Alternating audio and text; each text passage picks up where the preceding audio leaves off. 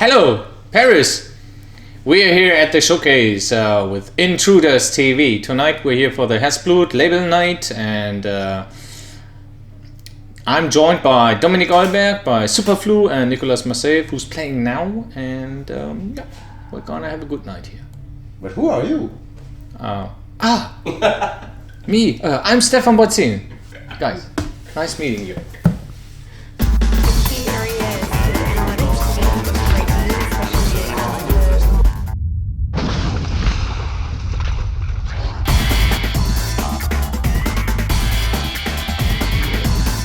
So you got released by Dominic Olberg. He spoke to us a little bit just a few hours before. Dominic and me, we are good friends for a long time, and I always said if you ever have some tracks you don't want to release on Traum or Cocoon, come on, because his signature as musician fits totally to the label, obviously.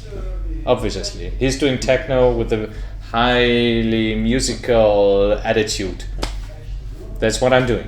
Yeah, but he explained us that he had made something different. That's what he made on Traum. Something. It's different. Yeah. It's a bit more powerful and a bit more. What can I say?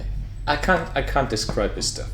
It's impossible. You have to listen, and it's melodic. It's a anthem, but it's still really well produced and not mainstream. He's such a good musician and producer. And about the label in general, before all the last signatures, you had made around 30 releases in 7 years. It's not too much, yeah. It's not too much, but most of the artists have signed several times, several EPs. Yeah. It's like a family. It's a family. It's not like a family, it is a family. You know, like people like Nico Marseille, for example.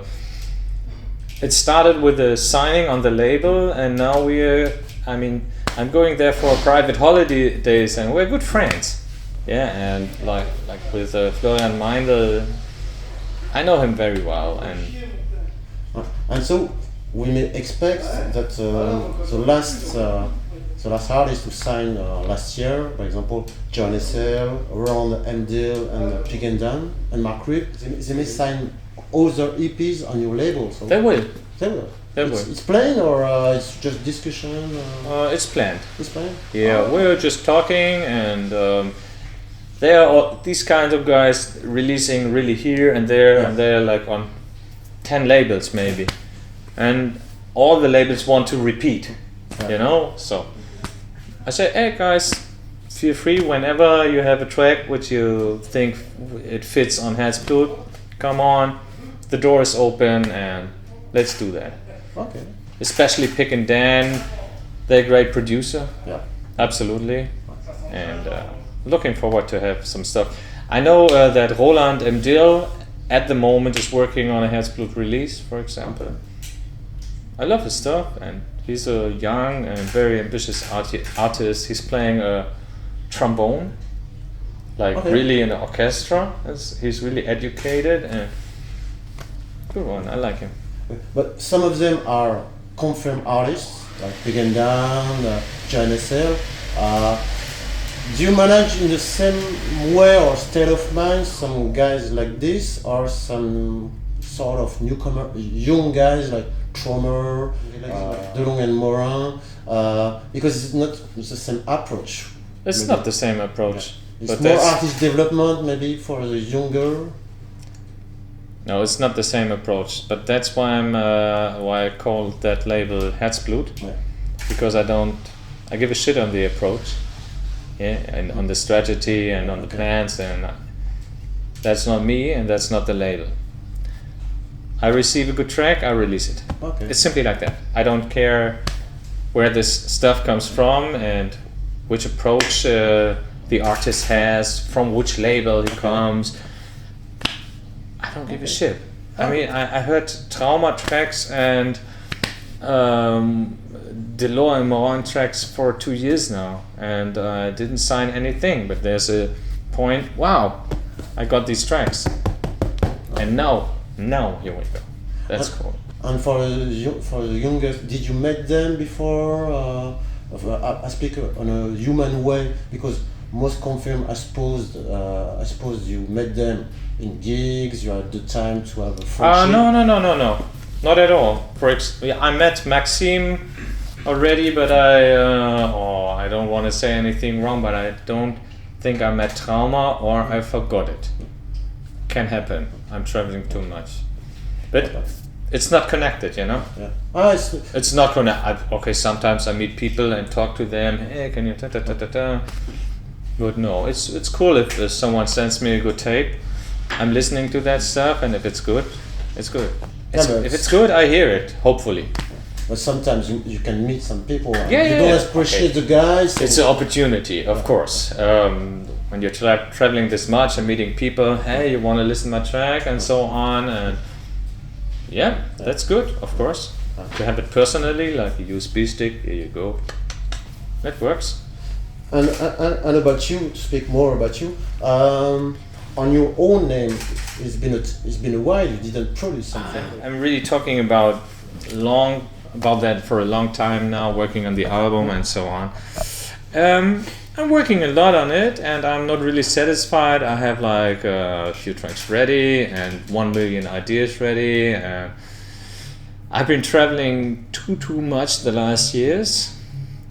Like 2009 to 12, I was on the road without break, and it's an illusion to keep the level of production if you produce yourself. If you don't have a producer, normally all the artists playing on my level, they have a producer. Oh, okay. It's like that. You know it or you don't know it, but it's like that. Some says, but a lot don't say it. It's like some that. Of them, say most of them don't say it, but it's like that. Anyway. Okay. So it's difficult to travel this much and to keep the level of production skills. So I took my time this year, just like 4 weeks off in January, not going to Thailand or something.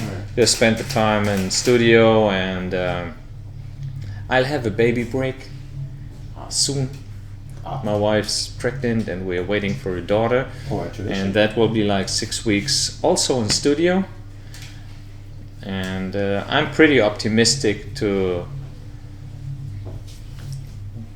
put that ideas and those 1 million ideas in the right shape very soon. But you speak about an album, but why don't you or didn't you just release an EP with 2 tracks for the pleasure to release something? Yeah, maybe I do. Maybe I do. By waiting the album to be ready. Yeah, I have so many ideas fixed, and it's easy to release just an EP. But the plan is actually to do an album, to do a full concept with a live show connected to that. Just like a good impact, you know? Not just any techno. Beatport is uploading 7,000 tracks a day. Or 5,000 or something like that. Not just, I don't want to release just 2 tracks. I want to have a concept, a plan, and a show, and the attitude. Okay. But in between, from your last release, it was in 2008, I think. Kind of that. But in between, we made some collaboration. We spoke about with Mark. I did some remixes, stuff like that. Yeah, I'm not totally out of that, but my whole plan and the approach and the attitude for my future production is higher than the skills, because they went down within 2009 to 2012, and you have to work hard to get where you want to be. Yeah, okay. It's like that. So it's kind of hard work, which I'm doing, because musically wise, the ideas, they are going out like water, you know? Yeah, like water. So, but if you have like 2 days, I mean, I'm partying 2-3 days a weekend. I have a hangover until Monday. Have to rest on Tuesday a bit, and on Wednesday I go to studio, and on Thursday I prepare for the weekend. Yeah. That's my week. It's a good week. Yeah.